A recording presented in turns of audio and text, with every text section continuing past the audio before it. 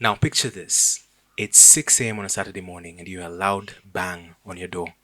The police are here and they are here to arrest your 13-year-old son on the suspicion of murder.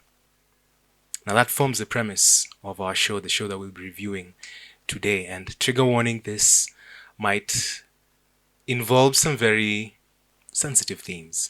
Yeah.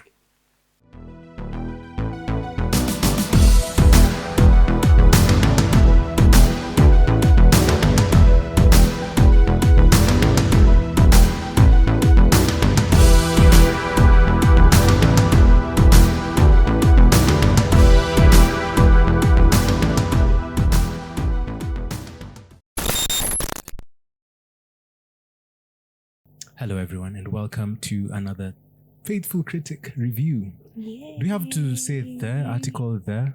Yes, because we are the Faithful Critic. critics. Or like the University of Nairobi. You guys brought it up. No, we didn't. Okay, so University. it's Alliance and then the University of Nairobi. Do you know, like at this point, you're giving your entire life history. Where did you go to kindergarten?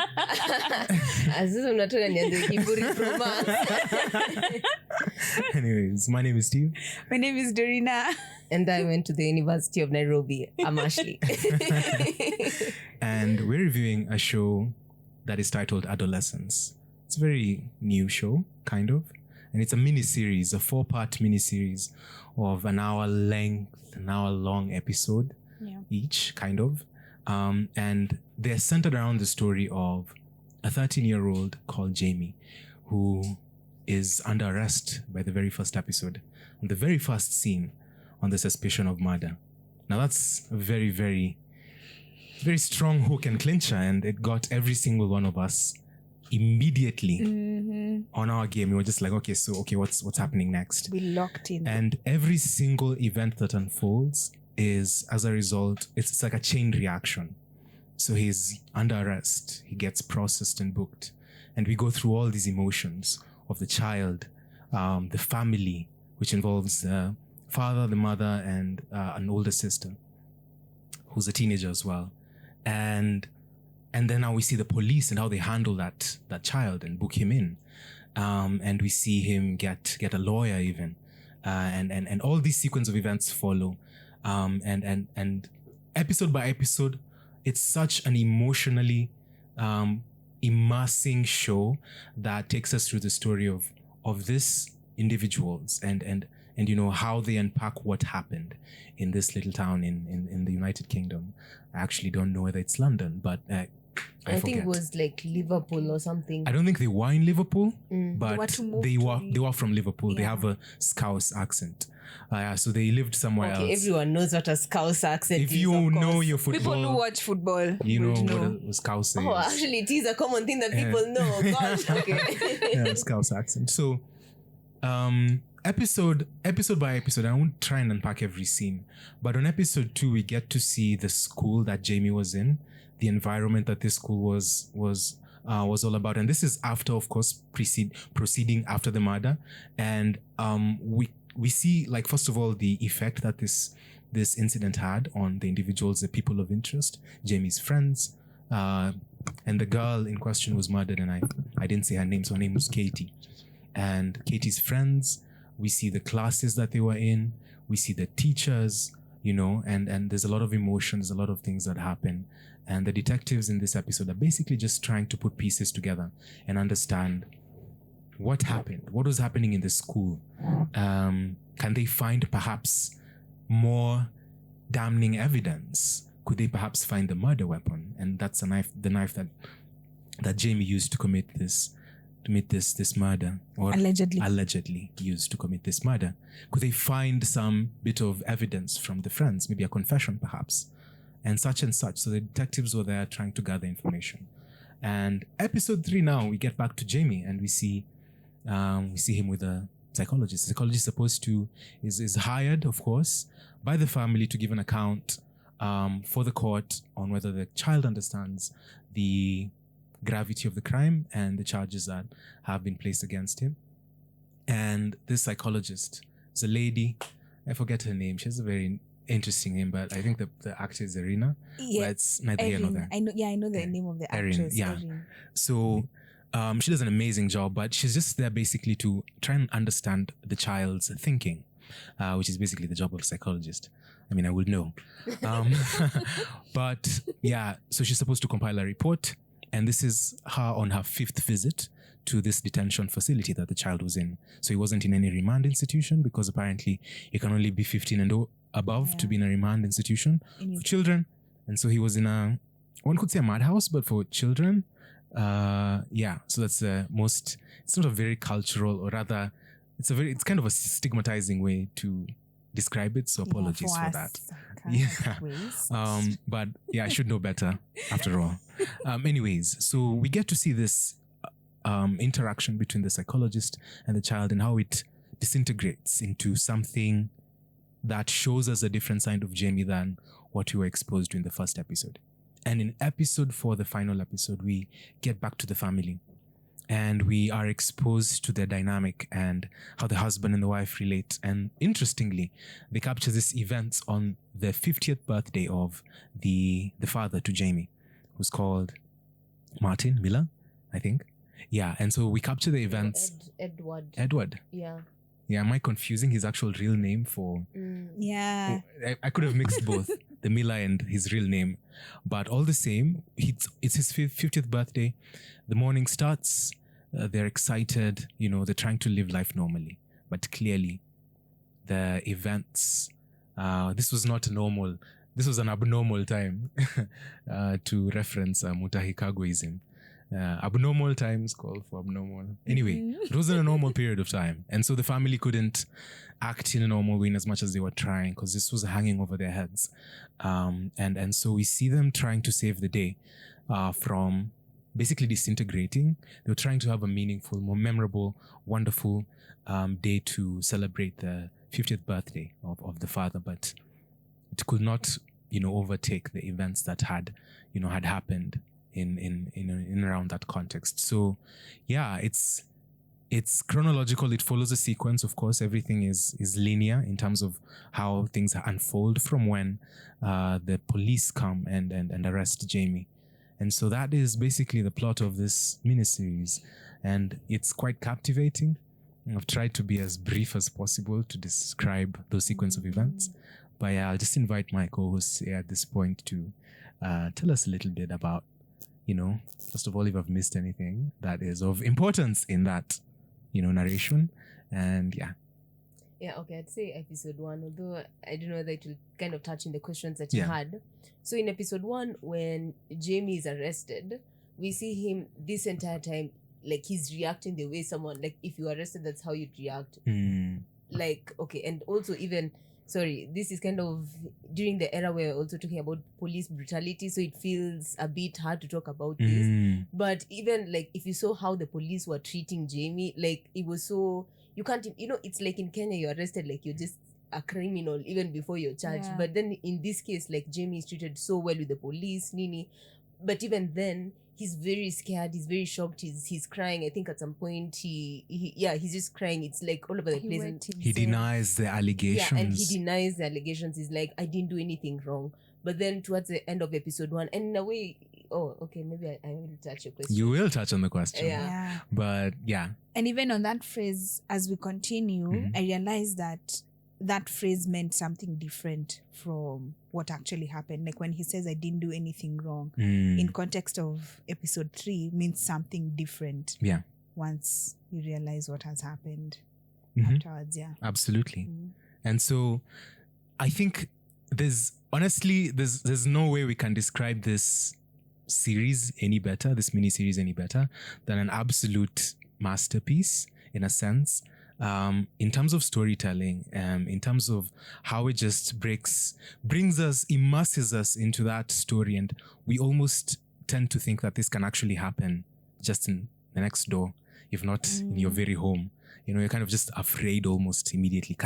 Would this ever happen in my community? Would you ever encounter such an incident? Yeah. Will a 13-year-old be capable of murder? Yeah, and then also I think it's the way the way you're saying it was like a single shot. Yeah. So it's like they take us from, you see the way like movies have like cuts, like someone maybe wako sitting room, next thing you see they're in the bedroom evil. So this show doesn't have that. It takes us like, it's like one swoop. So if you want to move from maybe one character in the bedroom, mnaenda na character mwenye anatembea to the bedroom, to the kitchen evil. So no, that's how it feels so real, you know? It feels like uko ndani ya movie ukiona venye ni kama things are unfolding. Yeah, especially in episode 1, I really loved how the mechanics of them raiding the house. And then him going to the precinct. Yeah, and then now how they were moving between Jamie, the detective, and the father and the parents. Yeah. Just in real, it felt like you were there in real time as everything is happening. Absolutely. Yeah, so it's actually a very interesting concept. I've never seen another show or movie like that. I haven't as well, but I believe it has to have been done somewhere. Yeah. So maybe we'll do our research and see whether there's any other similar shows. There's one, I think there's a war movie called 1917. I'm not sure. I can check. I'll verify and write in the comments. But even that one is one long take, the entire movie. Yeah. And it's war. I think, I don't know which World War. Yeah. 17 could be one. 1917, okay. Definitely.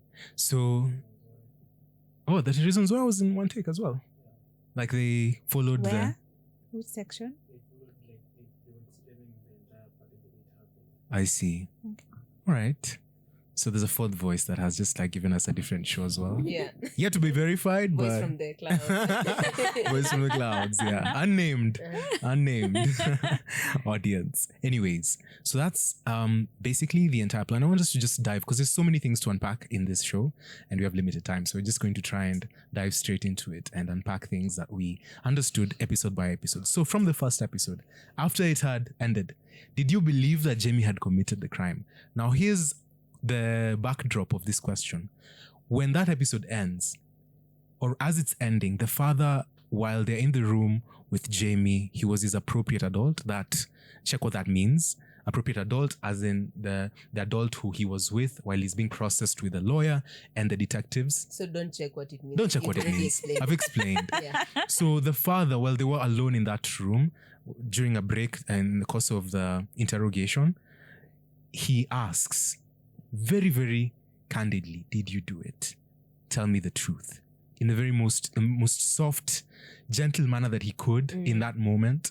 And I honestly really want to laud the father's acting. Like his emotions were so real. I felt them all across. He was trying to be strong in that moment, even though he had no idea what he was supposed to do. And he's there asking his child, did you really do it? The child denies. He's given an opportunity to like out himself and say that he did it. He denies. And then the scene that is just towards the end, there is video CCTV footage of the son stabbing this girl. 7 times. 7 times. Yeah. Left her to bleed out, you know. So he sees this and he breaks down and he says nothing for a period of time. And and Jamie denies it even after watching the video. Of course, even when we see it, we see him, you know, it's his back to the camera, but he can very clearly see that it's his son. And he was like, what did you do? And then he embraces him. And then we're like, which is crazy. And then he denies it. Jamie denies it. So we're left at a place wondering. He denied it after the CCTV. We don't see him denying until now, episode 3. I think he did. He denies. He denies it. Yeah, he did after. He says he didn't do it. He says it wasn't How me. did he actually did say it wasn't me. In that moment, okay. when he was asked, what have you done? He said it wasn't me. And he's crying there, and you can feel that emotion. And the child was also a brilliant actor for a first-time role in television ever. First-time role, Ashley was saying someone needs to check up on that. Yeah. No, actually, it's called Owen Cooper. Like child actors. Like, can you imagine? You haven't even fully formed as a person. And you're forced to contort yourself into these characters. And especially like this one is a very dark character. Somebody check on this kid. Yeah, 100%. Okay, I've watched some interviews. It seems okay. Okay, but yeah, child actors are at a very sensitive stage. Because even me, when I was a kid, I used to think people lived inside the okay, I was much younger than 13. But like that perception is weird. So I can imagine being given such a heavy role. Exactly. Exactly. And he delivers so well, so well.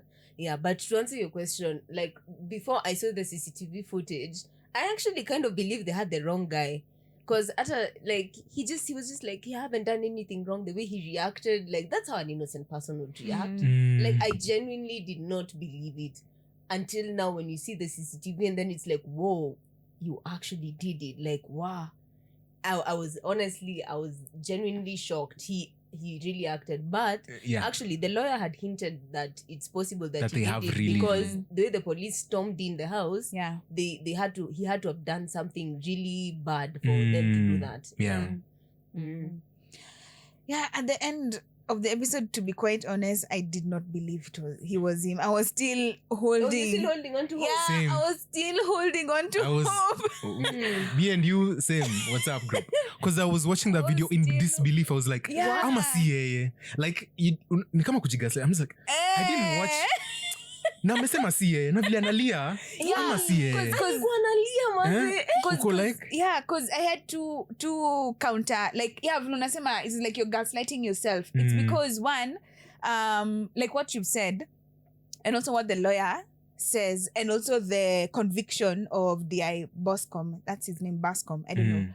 They couldn't have gotten into his house with that much force if they did not have something concrete. The DI was 100% convinced that it was him, unshakable, like throughout, or even when he was giving him guidance, he was still sure that this is but the even guy. The way he treated him, like he knew he'd done this, and still akienda kwa police kwa precinct alikuwa anamwambia the way you have the right to get a lawyer, you get an appropriate adult, like he was kind of still treating him like innocent until there's something the father was saying, like how can you come for him like this and be like this? Because at the station we see a very different cop to the one that stormed into the house to make the arrest. He's gentle with the child, taking him through the processes in the right way. I mean, Kenyan cops could take a hint, but there's that. And then now on this other side, it's also this kid is so tiny, and then there's also that perception of how other TV shows have shown us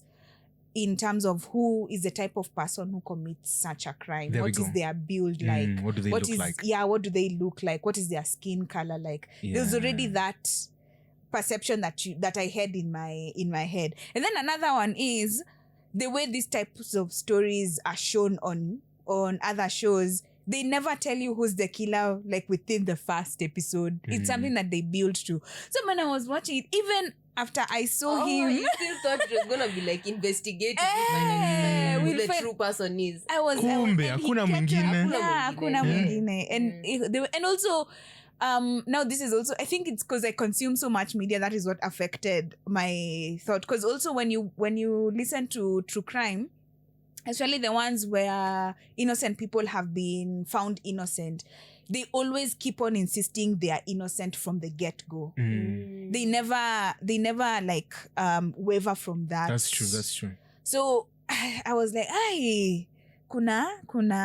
this show, to be honest, 100% played me. Wait, so you only believed it in episode 3? Yeah, I believed it in episode 3. Okay, we'll get to that then. I'll tell you what, the reason I was asking this question, primarily just bringing it back home, is because there's a sense in which, looking at our day and age, with the exposure that the children have, like a similar 13-year-old boy would have, in contrast to Jamie, 13-year-old in Kenya. When you think about it and bring it back home, is it something that could possibly happen? And when I was watching this film, I'm like, hey, by the way, iki to see fiction, inakani kama inaweza happen. No. Like I don't know. I'm not saying, okay, it seems as though it's very, I don't know, maybe nashtuka sana after kuwatch. Najishtua, I'm like here just thinking, cool. Everyone, stop what you're doing. Emergency, red alert, we need to.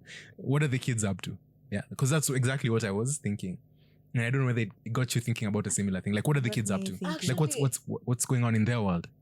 Okay. Do you know? Are you aware?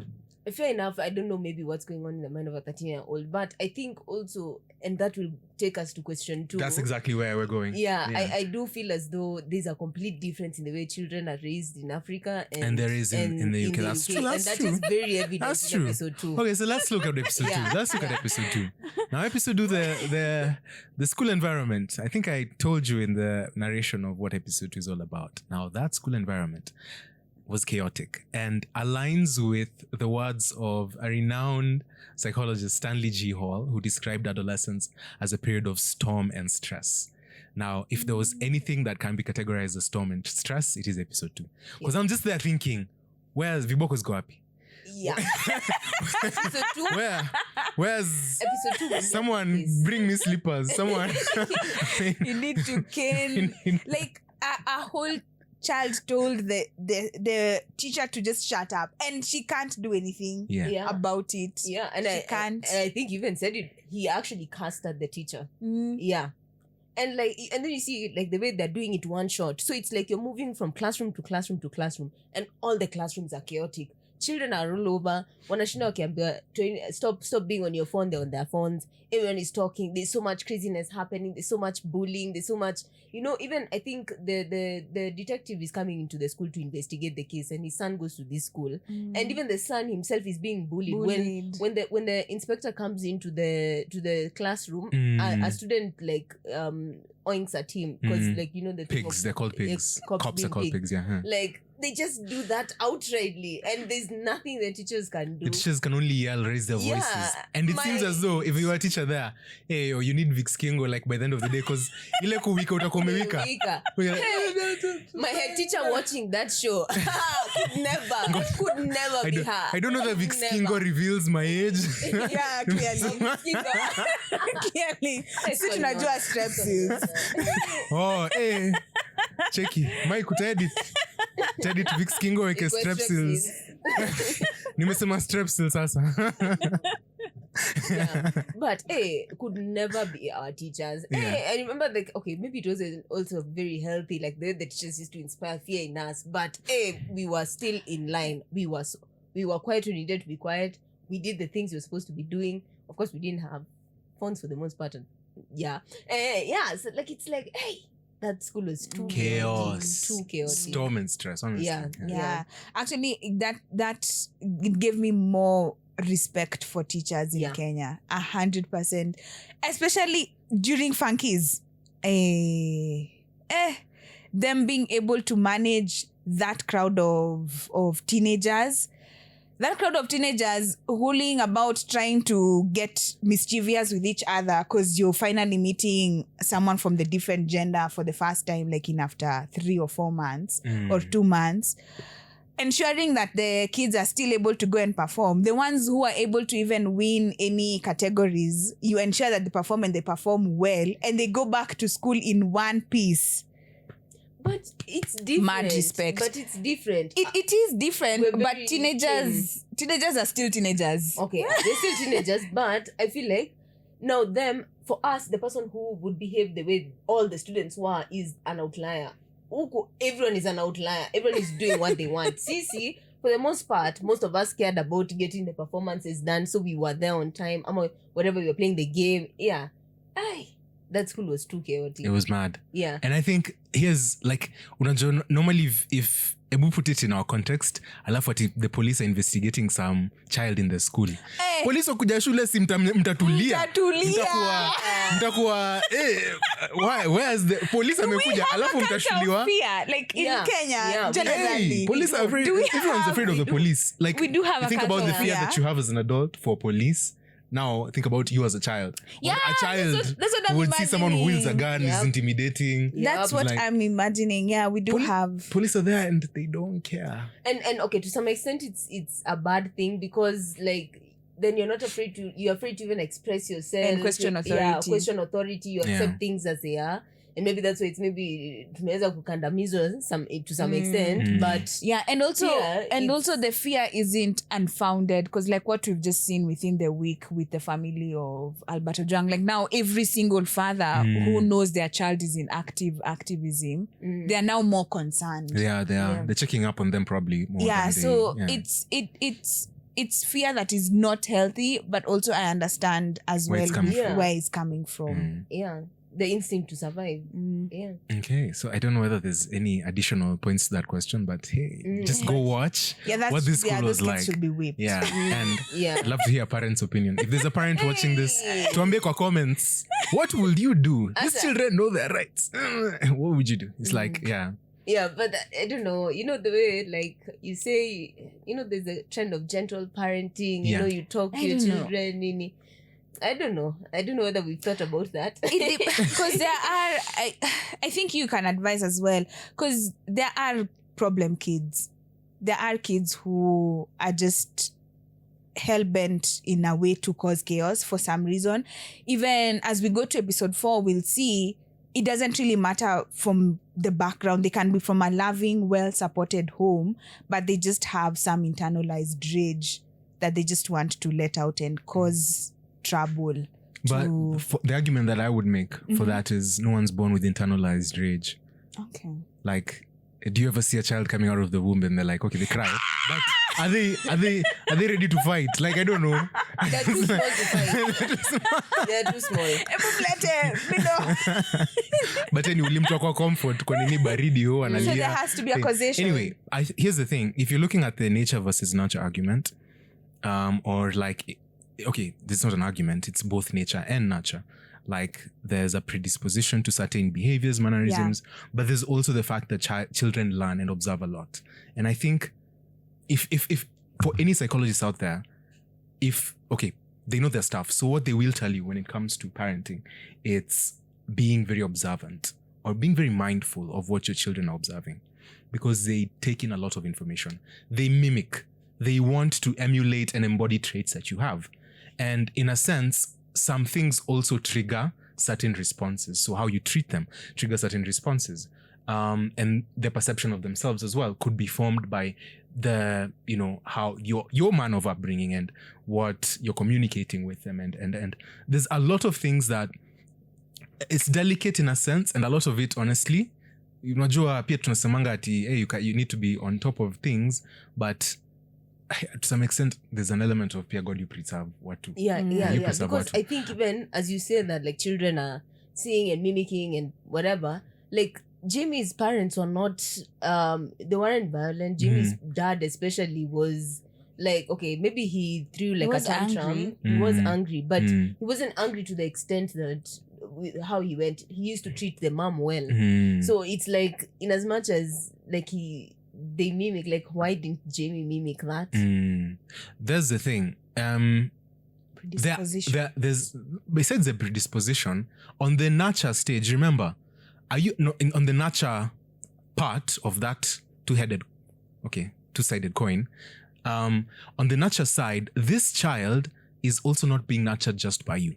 Yeah. And Jamie was not only nurtured by their parents. And this is something that we can very easily forget in our day and age. With exposure to a lot of information, our children are not just being raised by us, they're being raised by their teachers, by their mentors, by their, in a sense, even their older friends, because they look up to those behaviors that the older friends have.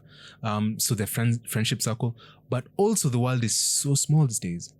It's big and small because of what? Technology. Yeah, exactly. They have, he had, really by do you remember, we'll get to episode 3 and I think this is a very good segue into episode 3, because now we'll get to unpack some of the themes that we're discussing right now.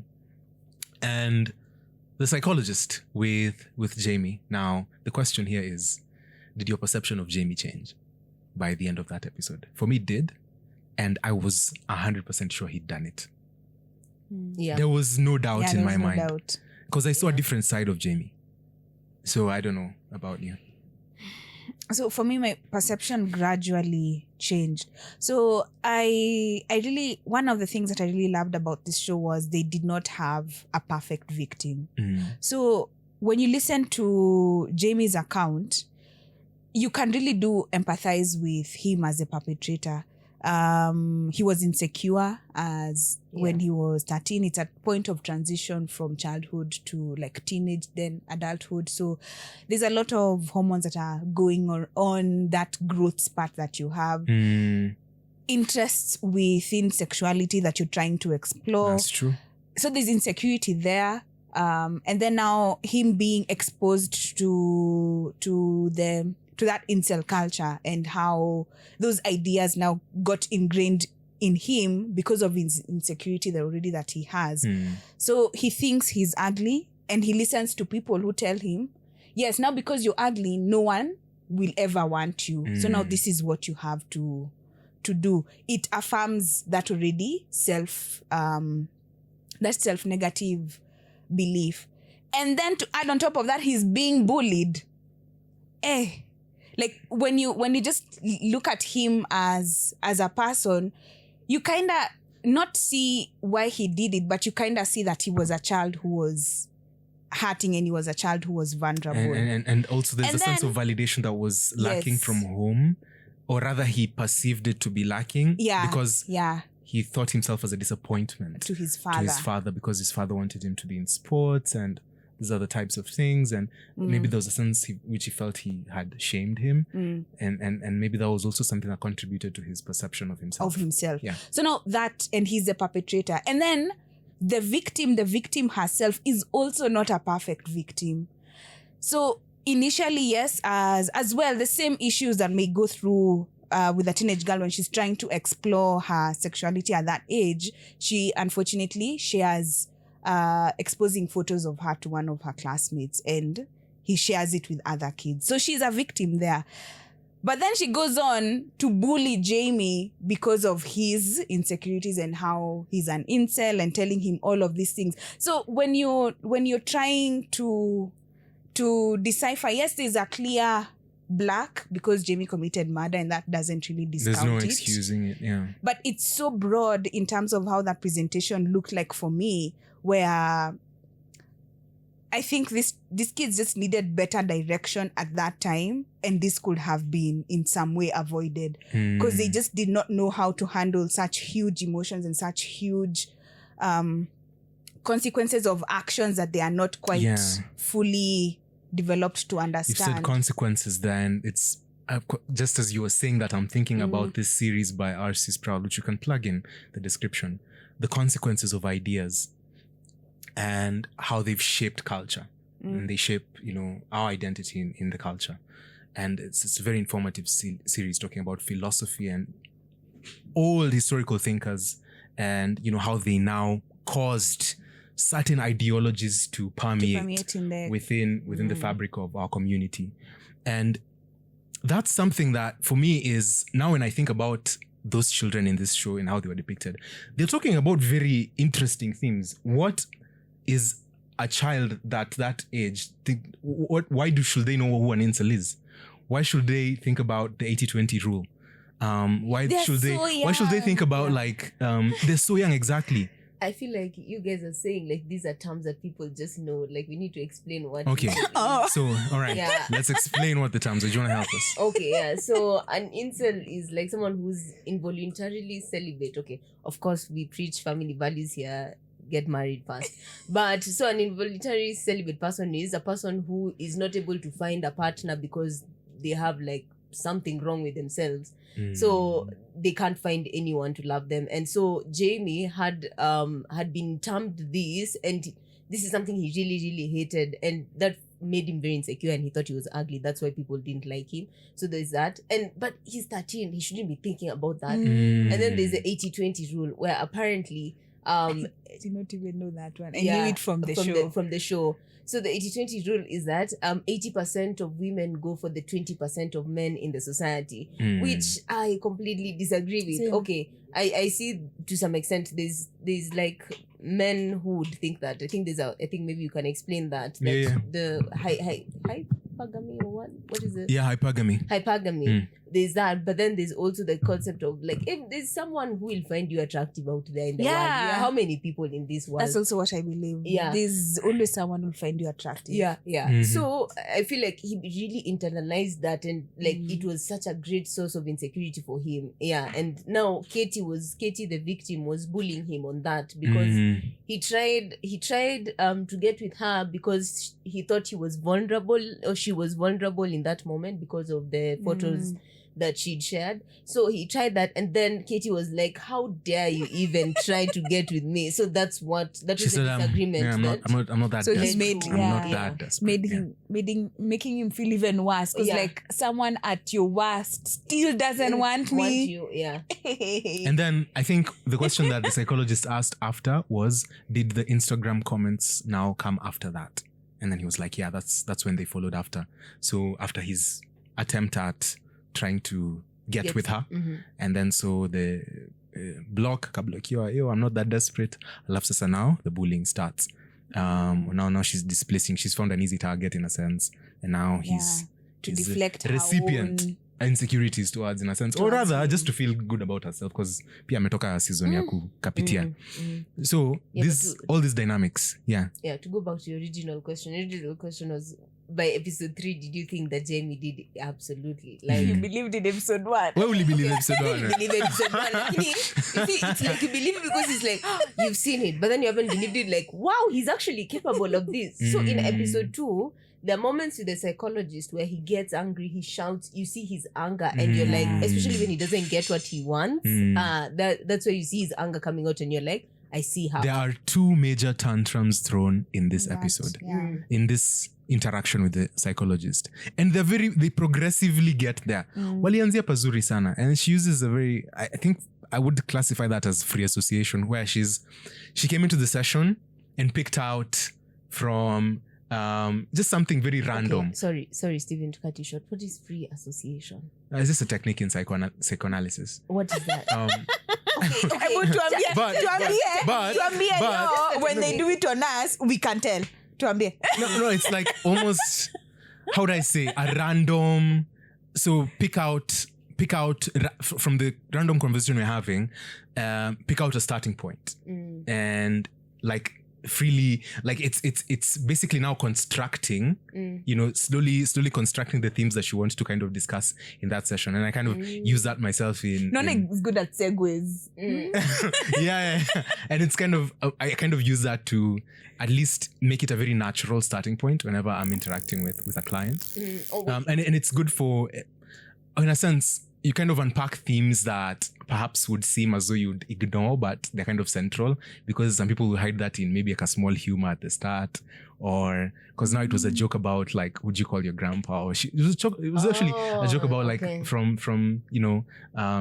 he joked that you look like you look better now, because that's how she started. You look better now, and it was like, what does that mean? And it's like, your cheeks are red, junini, or all these things, and then it's like, you sound like my grandma. You sound like grandma. And then now he's there joking there, and she's like, of course, very, her rapport building skills off the charts. And then she's there, just me unpacking her as a therapist. Her rapport building skills were on point. I feel like we need to do another episode where you're just unpacking this and the techniques of the therapy. Maybe if you're interested in that, we'll have Steve do that.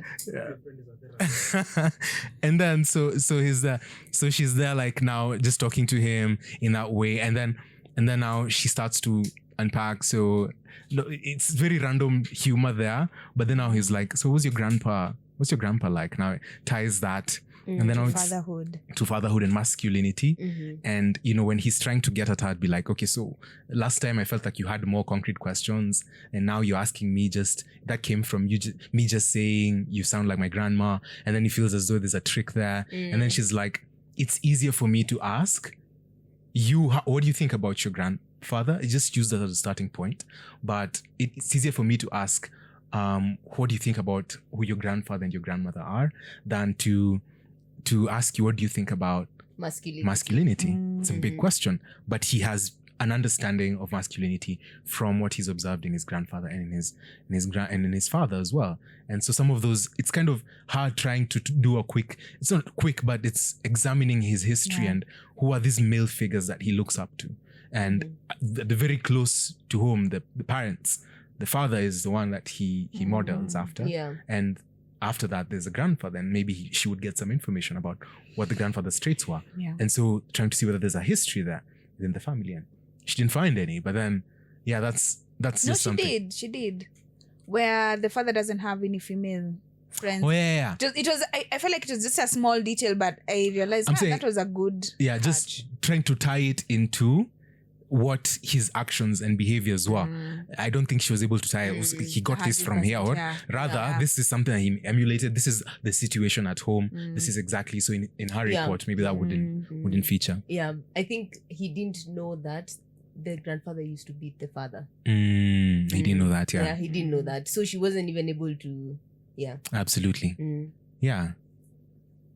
So I think what was the question? I feel like I lost myself in that segue. Hyping the therapist. Yeah. But I feel like another question, I don't know that this we should cover like in the end or now, but like I think the biggest thing there was that he had this understanding of masculinity, and he thought that, you know, he could not make anything out of himself or something. Like, I don't know, is that are men feeling that way? Like, because there's a reason why he found comfort on the internet. There's a reason why he found comfort in incel culture. So is it, what is happening with men? Is that like a common phenomena?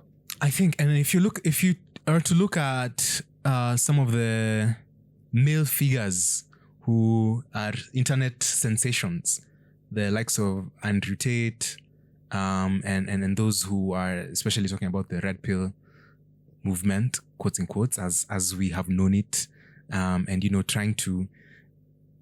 So there is a problem with the modern male. There's a problem in defining what masculinity looks like in 2025. There's definitely a problem, and these figures are kind of trying to fill that void because we are struggling to explain what that is and to understand how we are supposed to now think of ourselves as worthwhile, or as men who are worth the title of a man. What then can you do? Because if you associate that with how men were perceived back in the day, and you look at what has changed between back in the day and now, and then there's a difference. And some would say what has changed? That first of all, there's the rise of the feminist movement, which not all of it is wrong. The woman has been empowered, but if I am to reference a thinker or someone who's really contributing positively to this space with actual data and science, and who's more like objective about what's happening with the modern male, I'll reference a guy called Richard Reeves. And he's the founder of the American Institute for Boys and Men.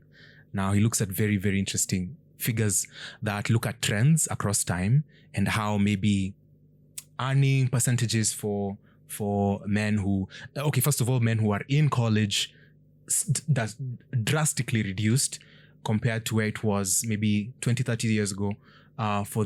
It has been overtaken by the women who are now going into university. The percentage of either divorce or issues like that affect men, per se, people who are more in informal jobs or whatever. Who are those people who are incarcerated and all these things? Who are those? Like, they have very, very key data. They look also at those, besides there's the STEM jobs and the hiyo ingine ni gani? STEM jobs na hiyo ingine ya au wenye kwa health and where else? Okay, there's the humanities and the likes. And there's not enough male, for example, teachers in schools to model for male children. And there is a sense in which that is lacking from the home, and now they're growing with these figures as their ideal thinkers for what a man should be. And what they propose, especially the likes of those who are more on the extreme and the negative, like Akina Andrew Tate, they talk about like how we should think about women. And you could see, personally, I could see the perception that Jamie had about women from this episode. And it wasn't a very healthy one. He did not, even while his interaction with the therapist, he did not want her to do anything that would, first of all, be her exercising a sense of authority, Because do you remember that instance where he was like, you do not tell me to sit down. I will not sit down. Get that through your little head. This is a 13-year-old speaking to a full-grown adult. And at the end, when he throws another tantrum and the officer's at the door and she's like shushing him and was like, what was that? Like, and then he says that in a very condescending, scornful way as to, and I think the imprint that it left with her was like, wow, if this is a perception he has, it kind of, in a sense, explains how he would have been capable of such a crime. And even I've remembered when we started, we said that in episode 1, he kept on saying, I didn't do anything wrong. So his perception of the crime is not that he was doing something wrong. He was just serving justice to himself or revenging for what this girl has done to him. So it's not wrong. Nalipiza tu kisasi. Yeah. Like, that's actually a really good take, Yeah, she hurt me and therefore I am hurting her back. And so in his delusion, as you had mentioned it earlier, it did not seem like he had committed something as grievous as all of you are reacting towards. And as well, there's something else that has come to my head. Okay. But yeah, it was that she had not done. Oh yes, and even when he kind of let it slip during that conversation that he had done it. He kind of tried to explain that after he did it, he wanted to harass her. Yeah. He was trying to convince himself that the murder was just the least. Done something worse. The list of the concerns. I would have touched her inappropriately after I've killed her. So in some way, I think when the episode ends and the therapist couldn't even pick the sandwich which she had taken, she was repulsed. Yeah, in her mind, I think she was also kind of imagining 10 years later, 20 years later, what could this have led to? If this young child is not able to realize the mistake that he's done or the gravity of his actions, or even how toxic that mindset is, he's going to end up being an extremely abusive man when he grows up. Yeah, sorry, can I take us a bit back? Okay. So we did mention the way, it can be, it seems that there's a problem with men and maybe how they're perceiving themselves or even feeling maybe they have value or something. And you mentioned one of the reasons why this has happened. But I feel we can't just leave it there. You also have to talk about what are maybe some solutions to that case, or maybe who, instead of listening to maybe Akina and Tate, who should men be listening to? I don't know. Is there a solution to that whole crisis? Yeah, the proposals that are made, again, I'll reference what the American Institute for Boys and Men are doing, because I think that's the one foundation I've seen that's really doing serious things, objective things, and proposing some things that can help resolve some of these issues with the deficit that's now making young boys gravitate towards some of these cultural, social media figures who, are pointing them in the wrong direction and could have a very significant influence over their ideology of women, which could be wrong. And I think the most foundational one is, first of all, the gospel, the foundational one. 100%, absolutely. Yeah. Biblical definition of manhood. There needs to be a proper biblical definition of masculinity and what that looks like. But aside from that, because there's also people who say all manner of things, it's not in the saying, it's more so in the action. Very clearly, we know that men struggle with talk therapy.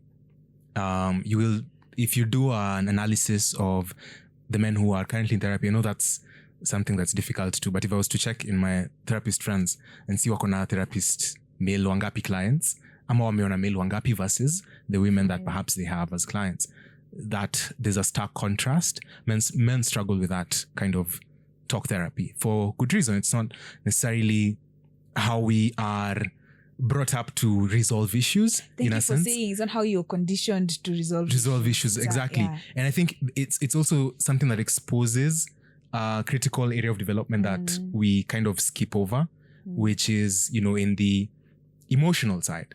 And when you reference a growing boy and a growing girl, firstly, a growing boy is emotionally underdeveloped. You look at the region of the brain that's responsible for empathy and their expressing of emotions and all this thing.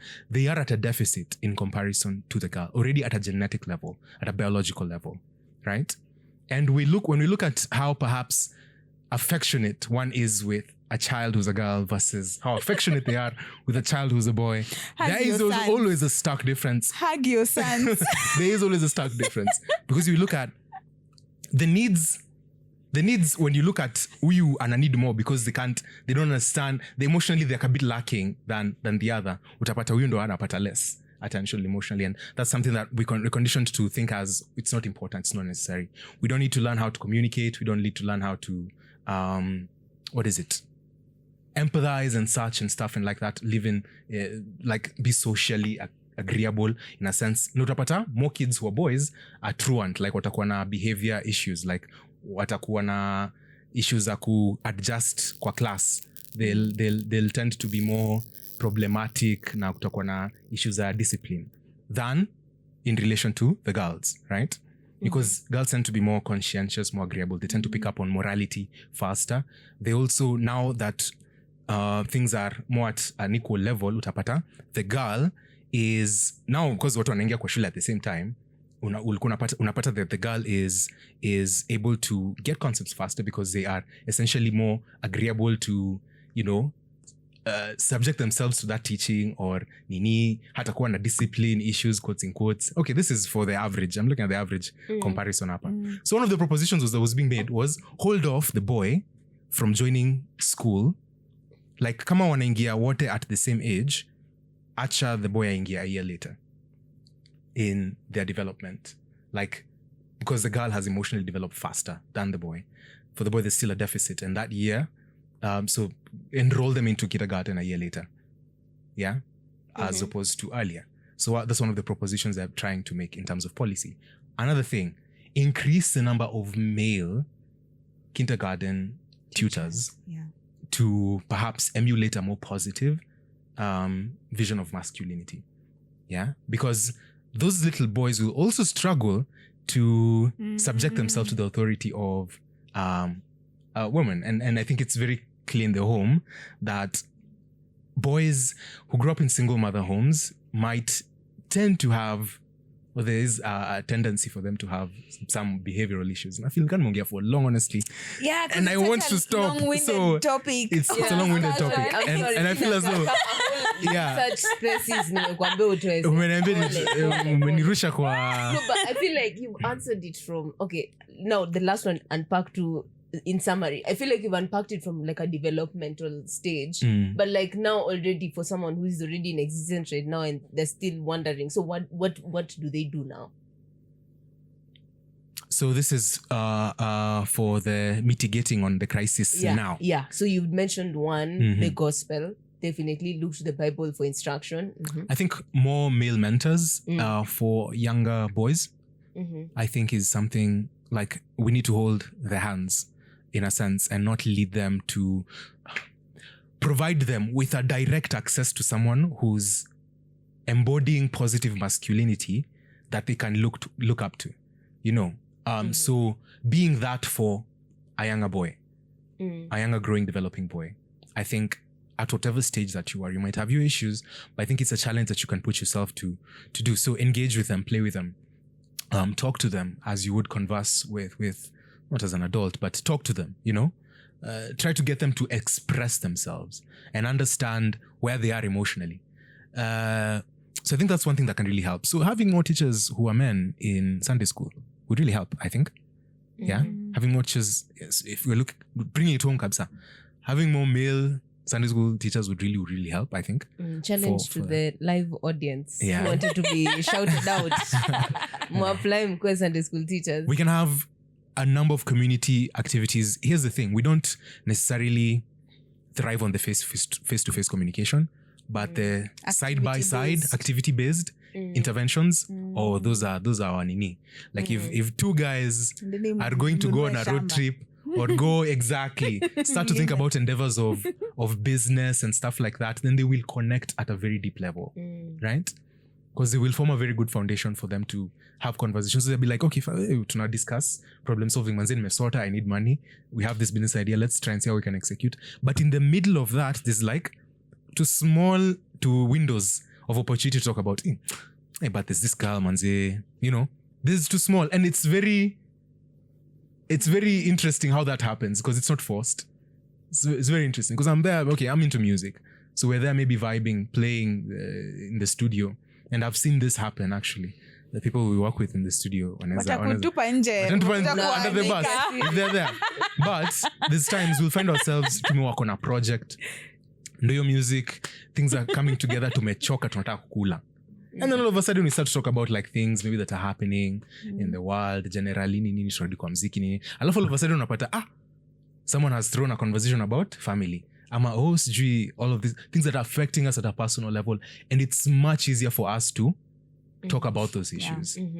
And when these things are happening while we are actually being productive, and it feels as though now we're actually connecting as men, and that happens better. That's why men will look for those social clubs where they can go and, I don't know, play golf or engage in some weird, I don't know, tuchomeka nyama type of endeavor. Exactly. Hiking, exactly.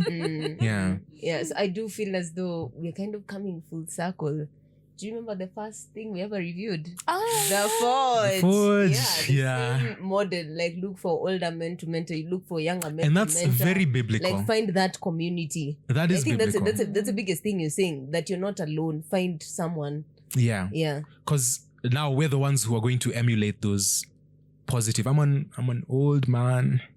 I think I have the capacity and some level of wisdom to give a 13-year-old boy at Jamie's level, I have the capacity to impart in them some form of wisdom that I have gained because I've gone through that stage, and there is something that I can share with them, be it in whatever context that we'll be able to connect and share.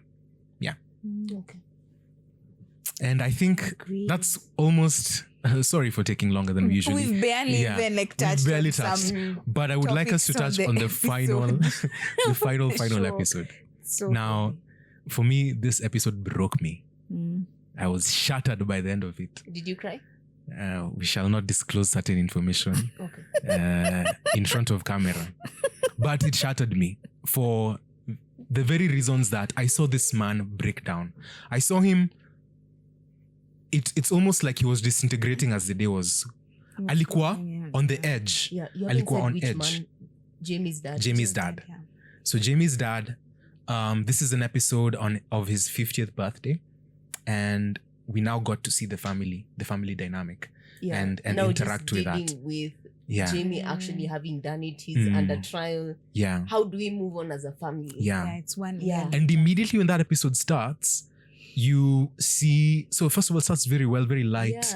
That preparing for the day, Nini, wako pale, a very loving old couple. But you could still feel the weight of everything. You could feel the weight of what was happening. Yeah.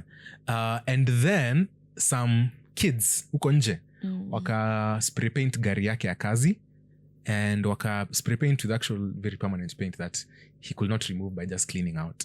And they wrote the word nonce.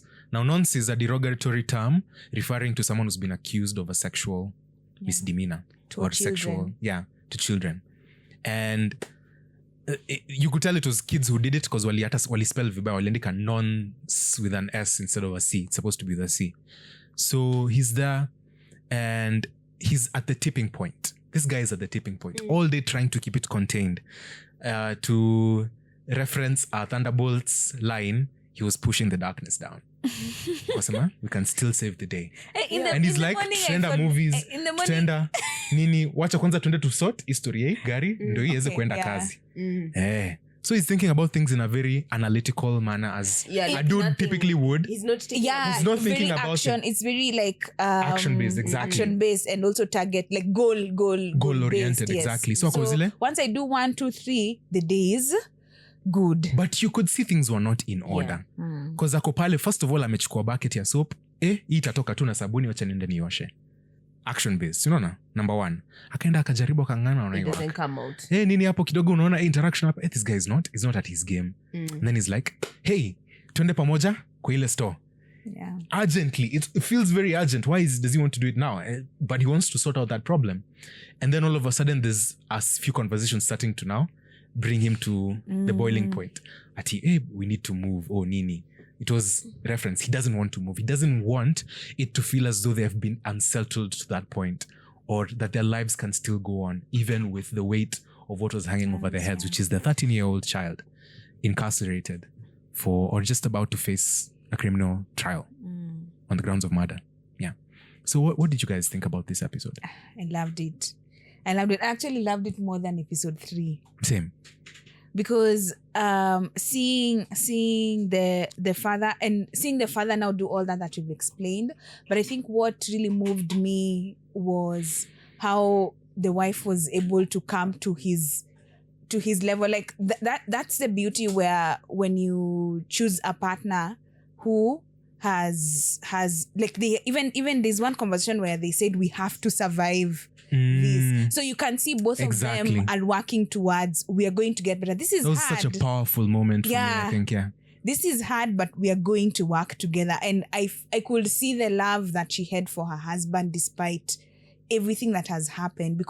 And you could also see the love the husband had for the wife throughout the entire episode, as they are struggling to individually navigate one situation in different ways, but they see we have an end point yenye tutabaki as a family.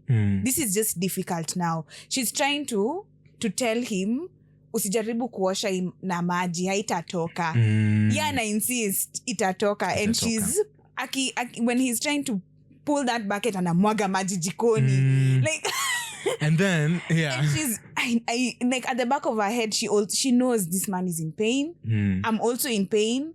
And I also love how she doesn't like put her pain on the back seat to accommodate his. They are able to come together in a very interesting way, where the patience they showed, I think they could be one of my favorite like couples on TV. Yeah, same.